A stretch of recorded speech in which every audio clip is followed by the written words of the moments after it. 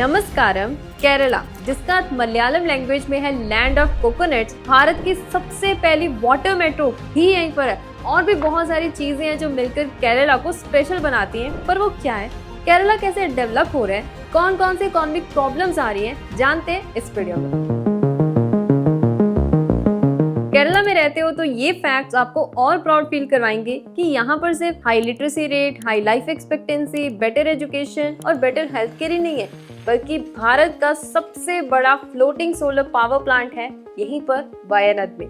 पूरे भारत का सबसे पहला सोलर पावर से चलने वाला कोचीन इंटरनेशनल एयरपोर्ट यहीं पर है। भारत का सबसे रिचेस्ट टेम्पल यहीं पर है।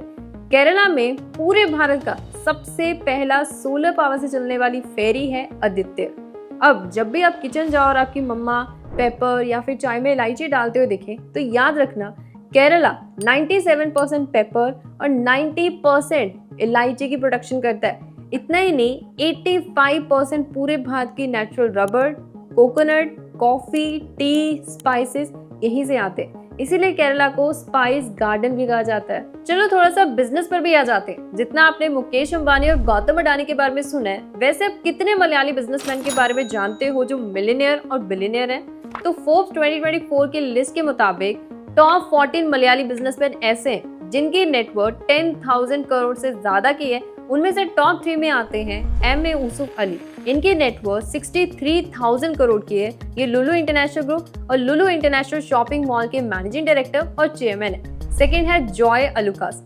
इनकी नेटवर्थ 36,000 करोड़ की है। ये फैमिली के ज्वेलरी बिजनेस में इन्वॉल्व है। नंबर 3 पे है कृष्ण गोपालकृष्ण। इनकी नेटवर्थ 29,000 करोड़ की है। ये इन्फोसिस के को फाउंडर से लेकर reserve bank of India, innovation hub, Indian institute of science और गवर्नमेंट के कई डिपार्टमेंट्स में बड़े अहदे पर काम कर चुके हैं। लेकिन अब भी कुछ मिसिंग है, केरला का खाना और वहाँ के टूरिस्ट प्लेसेस।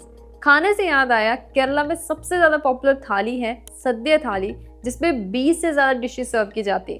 इसके अलावा बात रही टूरिज्म की, तो केरला की जीएसडीपी में टूरिज्म 12% कंट्रीब्यूट कर रहा था 2023 में। जब हर एक स्टेट के टूरिज्म में पोटेंशियल होने के बावजूद वो उसे एक्सप्लोर नहीं कर पा रहे थे, वहीं पर अगर आप केरला देखोगे, वो 1990 से इतना सीरियस अपने टूरिज्म को लेकर कि हर साल फॉरेन ट्रैवलर्स का नंबर 378% से बढ़ रहा है। पर कैसे?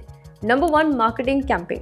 जब हर एक पर्सन के पास इंटरनेट एक्सेस तो छोड़ो, मोबाइल फोन नहीं था, तब केरला ने God's own country campaign launch करके अपनी नेचुरल ब्यूटी और कल्चर रिप्रेजेंट किया बिलबोर्ड्स की मदद से और होटल्स के साथ पार्टनरशिप करके, ताकि कस्टमर और ट्रैवलर्स के माइंड में उनके लिए ब्रांड रिकॉलमेंट वैल्यू बढ़े। Number 2, initiative. ये काफी अमेजिंग इनिशिएटिव है, क्योंकि केरला ने ये प्रॉब्लम पहले ही देख ली थी कि ट्रैवलर्स को सबसे बड़ी प्रॉब्लम केरला में या फिर बोलो भारत में आती है चोरी की। तो उन्होंने क्या किया, कई इनिशिएटिव लेकर आए, जैसे पर्सनल एक्सीडेंट कवर, उसके लिए स्कीम है। इंश्योरेंस पॉलिसी लेकर आए। बैगेज आपका लॉस हो जाता है, उसके लिए स्कीम है। पासपोर्ट खो जाता है, उसके लिए स्कीम है। और क्या कुछ नहीं। इसी रीजन की वजह से ट्रैवलर्स के लिए केरला बन गया बेस्ट प्लेस इन हेवन। अब जो मैं आपको बताने वाली हूँ उसे ध्यान से सुनना, क्योंकि ये सुनने के बाद आपका केरला की तरफ देखने का पर्सपेक्टिव बहुत ज्यादा बदलने वाला है। 2020 जब इकोनॉमिस्ट के.एन. ने आर्टिकल लिखकर केरला को अप्रिशिएट करते हुए कहा कि कोविड-19 के समय जब महाराष्ट्र से भी ज्यादा केरला में कोविड-19 के पेशेंट थे, तब सिर्फ 3 महीने में केरला में इन्फेक्शन रेट मिनिमल हो गया था। कैसे केरला की पर कैपिटा इनकम 1.6 टाइम्स है नेशनल एवरेज से। चलो समझते हैं इन 3 पॉइंट से। Number 1, remittance economy. अब आप सोच रहे हो ना कि ये क्या है। रिमिटेंस का मतलब कि जो आपके फैमिली मेंबर्स जो यूएस, यूके और कनाडा में रह रहे हैं, उन्होंने कभी ना कभी घर पर पैसे भेजे होंगे, उस इनकम को रिमिटेंस इनकम कहते हैं। लेकिन फिर मैंने रिमिटेंस इकोनॉमी क्यों कहा? इसका कारण है माइग्रेशन। केरला माइग्रेशन सर्वे के अकॉर्डिंग 1998 में केरला से 1.4 मिलियन लोग माइग्रेट हुए थे, जो नंबर 2018 तक आते आते पता है 2.1 मिलियन तक पहुंच गया। फिर थोड़ा सा कम हुआ, उसके बाद 2023 में सीधा 2.2 मिलियन तक पहुंच गया।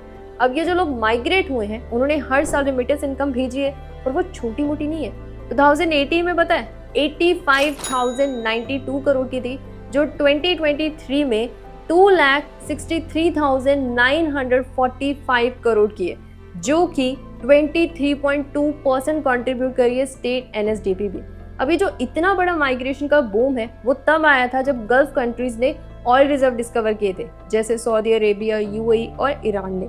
इसलिए उस समय को गल्फ बूम भी कहा जाता है, क्योंकि वहां पर एम्प्लॉयमेंट जनरेट हो रही थी। इसलिए काफी सारे मलयालीज जो थे वो गल्फ कंट्रीज की तरफ शिफ्ट होने लग गए थे। लेकिन अब कंडीशन और भी ज्यादा चेंज होगी, क्योंकि वर्ल्ड की 195 कंट्रीज में से 182 कंट्रीज पे आपको कोई और लोग मिले ना मिले, मलयालीज जरूर मिलेंगे जॉब अपॉर्चुनिटीज और हायर एजुकेशन के लिए।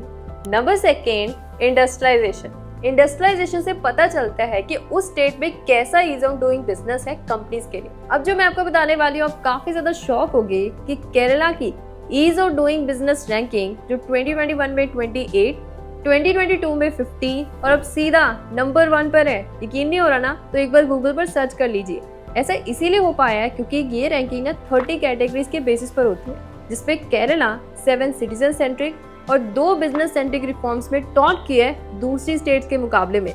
2 बिजनेस सेंट्रिक रिफॉर्म्स हैं यूटिलिटी परमिट और पेइंग टैक्सेस, और जो 7 सेंट्रिक रिफॉर्म है वो आप स्क्रीन पर देख सकते हैं। इसका रिजल्ट ये हुआ 1,39,000 MSMEs मिलकर 8,421 करोड़ की इन्वेस्टमेंट लेकर आए, जिससे 3 लाख से ज्यादा जॉब्स क्रिएट हुई है। ये सब कुछ पॉसिबल हो पाया है इन 4 पॉलिसीज की वजह से। Number 1, Kerala industrial policy. Number second, unified land allotment policy.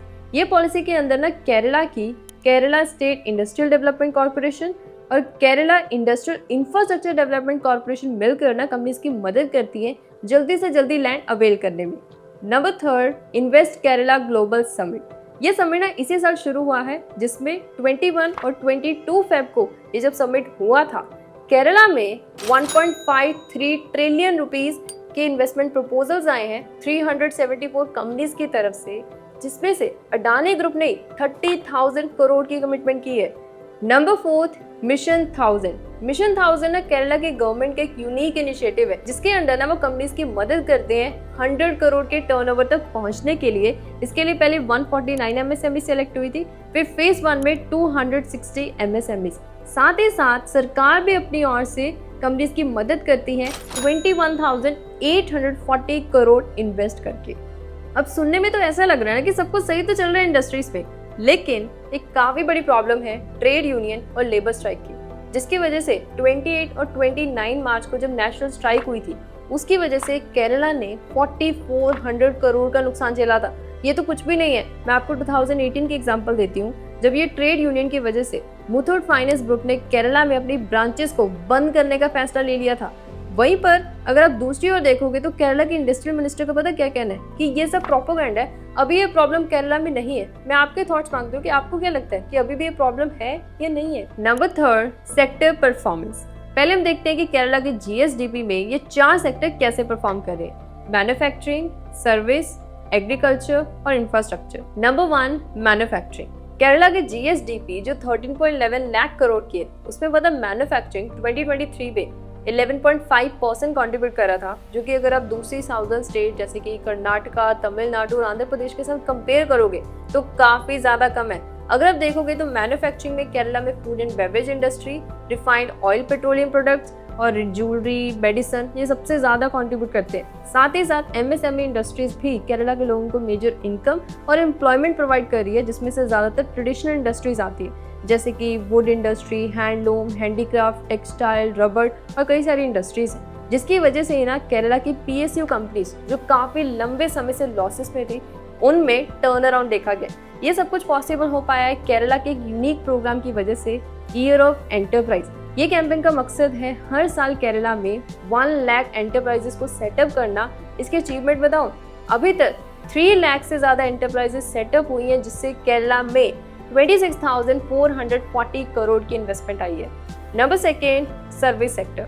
आपको तो 2019 में केरला में सेकेंड हाईएस्ट इंटरनेट पेनिट्रेशन था।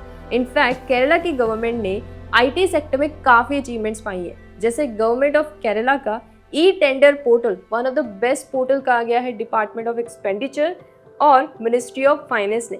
इसीलिए केरला की गवर्नमेंट अपने Kerala state information technology mission के अंडर जितने भी अपने डिस्ट्रिक्ट्स के डिपार्टमेंट है, उनको वायरलेसली कनेक्ट कर लिए। इसके लिए ना hub and spoke model operate किया जा रहा है, जिसके लिए ना government hub and spoke model operate करके तिरुवनंतपुरम जहाँ पर टेक्नो पार्क है, कोची जहाँ पर इन्फो पार्क है, वो एज अ हब ऑपरेट करेंगे, वहीं से सारे डिसीजंस बन के अलग अलग डिस्ट्रिक्ट में एज अ स्पोक भेजे जाएंगे। इसी कारण की वजह से ना केरला में टेक स्टार्टअप का नंबर 4300 से 4600 बढ़ा है।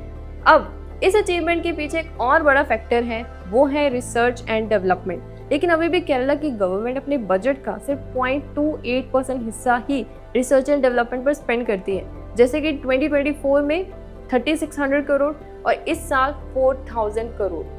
Number 3 agriculture. इसने केरला को दिए हैं पेपर, रबर, कॉफी, टी, इलायची और कई सारे फल और सब्जियां, जिससे हर साल 27% लोगों को एम्प्लॉयमेंट मिलती है। इनफैक्ट अगर आप केरला के किसानों की इनकम दूसरी स्टेट के किसानों के साथ कंपेयर करोगे तो पहले नंबर पर पंजाब, फिर हरियाणा और तीसरे नंबर पर केरला आता है। Number 4 infrastructure. इंफ्रास्ट्रक्चर में हम 4 पैरामीटर्स के डेवलपमेंट को देखेंगे, रोड, रेलवे, हाईवे और एयरपोर्ट।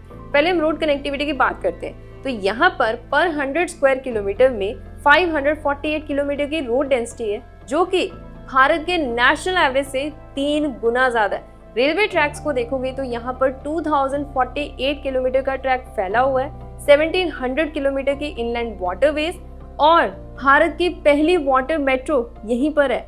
अब आते हैं नेशनल हाईवेज और एयरपोर्ट पर, तो यहाँ पर 11 नेशनल हाईवेज हैं और फर्दर 21 नेशनल हाईवेज की जो कंस्ट्रक्शन चल रही है उस प्रोजेक्ट को गवर्नमेंट अभी रिव्यू कर रही है। इन प्रोजेक्ट्स का मकसद है केरला की तमिलनाडु के साथ कनेक्टिविटी को बढ़ाना।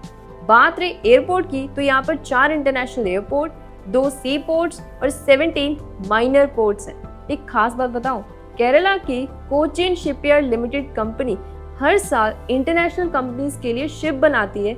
इनफैक्ट ये कंपनी भारत में नॉमिनेट हुई थी भारत की पहली एयर डिफेंस शिप बनाने के लिए। चलो अच्छाइयां तो होगी, लेकिन जैसे हर एक चीज परफेक्ट नहीं होती, वैसे केरला में कई सारी प्रॉब्लम्स हैं जिनका सोल्यूशन जल्दी से जल्दी किया जाना चाहिए। Number 1 debt trap. सच में केरला एक बड़े फाइनेंशियल ट्रबल में। अब खुद सोचकर देखिए कि 5.15 लाख एम्प्लॉयज में से आधे एम्प्लॉयज को सैलरीज देने में गवर्नमेंट डिफॉल्ट कर रही है, कितने लोगों को पेंशन मिलने में डिले हो रहा है। इतना ही नहीं, जब दूसरी स्टेट की गवर्नमेंट अपने रेवेन्यू का एवरेज 60% हिस्सा सैलरीज, पेंशन और वेलफेयर स्कीम पर स्पेंड करती है, वहीं पर केरला 71% हिस्सा स्पेंड करता है, जिसकी वजह से उनके पास काफी कम अमाउंट रह जाती है इंफ्रास्ट्रक्चर डेवलपमेंट में स्पेंड करने की, ताकि एम्प्लॉयमेंट जनरेट हो सके।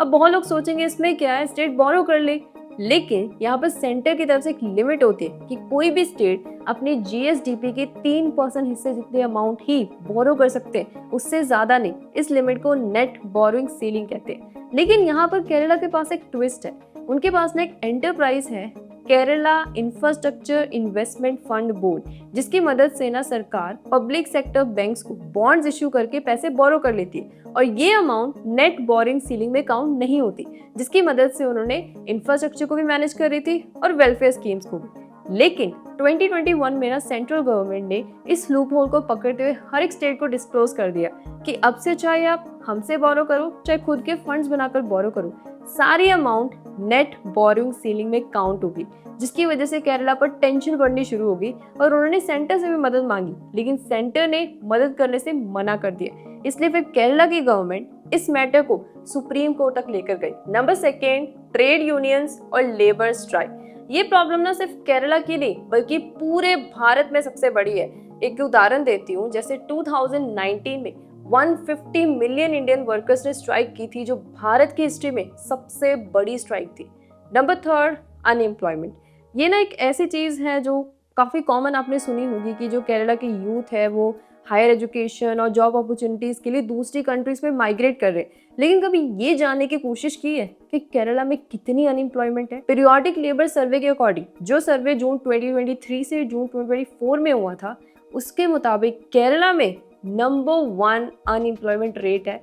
वो भी बात हम 15 से 29 एज ग्रुप के लोगों की कर रहे हैं। इसके पीछे का काफी बड़ा कारण है मिसमैच ऑफ स्किल्स, क्योंकि काफी सारे इंडिविजुअल्स हैं जिनके पास हाई क्वालिफिकेशन तो है, लेकिन एम्प्लॉयज को जिस स्किल के वर्कर की जरूरत है वो उससे मैच नहीं कर रहे। इसकी वजह से अनएम्प्लॉयमेंट रेट वहां पर बढ़ता जा रहा है। और क्या प्रॉब्लम्स आप लोग फेस कर रहे हो, मुझे कमेंट्स में जरूर शेयर करना। तो आज इस वीडियो में इतना ही। सोर्सेज का लिंक आप सब लोगों को डिस्क्रिप्शन बॉक्स में मिल जाएगा। Till then thank you, bye bye.